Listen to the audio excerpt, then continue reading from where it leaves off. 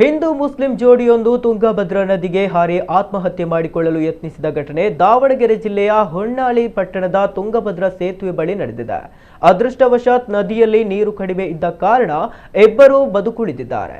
ದಾವಣಗೆರೆ ನಗರದ ಬಾಡ ಕ್ರಾಸ್ ಬಳಿ ಇರುವ ಆಂಜನೇಯ ಕಾಟಲ್ ಮಿಲ್ ಪ್ರದೇಶ ನಿವಾಸಿಗಳಾದ ಸಿಂಚನ ಮತ್ತು ಸಮೀರ್ ಆತ್ಮಹತ್ಯೆಗೆ ಯತ್ನಿಸಿದ ಪ್ರೇಮಿಗಳು ಎಂದು ಗುರುತಿಸಲಾಗಿದೆ. ಅವರಿಬ್ಬರು ತುಂಗಭದ್ರಾ ನದಿಗೆ ಜಿಗಿದಿರುವುದನ್ನು ಕಂಡ ಸ್ಥಳೀಯರು ತತ್ಕ್ಷಣ ಅಗ್ನಿಶಾಮಕ ದಳದ ಸಿಬ್ಬಂದಿಗೆ ಮಾಹಿತಿ ನೀಡಿದ್ದಾರೆ.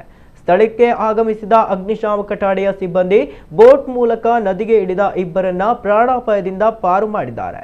ಸದ್ಯ ರಕ್ಷಿಸಲ್ಪಟ್ಟ ಇಬ್ಬರನ್ನ ಚಿಕಿತ್ಸೆಗೆ ಆಸ್ಪತ್ರೆಗೆ ದಾಖಲಿಸಲಾಗಿದೆ ಎಂದು ತಿಳಿದು ಬಂದಿದೆ. ಮುಸ್ಲಿಂ ಸಮುದಾಯಕ್ಕೆ ಸೇರಿದ ಸಮೀರ್ ಹಾಗೂ ಹಿಂದೂ ಧರ್ಮದ ಸಿಂಚನ ಪರಸ್ಪರ ಪ್ರೀತಿಸುತ್ತಿದ್ದು ಮದುವೆ ಮಾಡಿಕೊಳ್ಳಲು ತೀರ್ಮಾನಿಸಿದ್ದರು. ಆದರೆ ಇಬ್ಬರು ಪರಸ್ಪರ ಬೇರೆ ಬೇರೆ ಸಮುದಾಯಕ್ಕೆ ಸೇರಿದವರಾಗಿದ್ದರಿಂದ ಇವರ ಮದುವೆಗೆ ಪೋಷಕರು ವಿರೋಧ ವ್ಯಕ್ತಪಡಿಸಿದ್ದರು. ಈ ಹಿನ್ನೆಲೆಯಲ್ಲಿ ಜೋಡಿ ಸಾಯುವುದಕ್ಕೆ ಮುಂದಾಗಿದ್ದರು ಎನ್ನಲಾಗಿದೆ.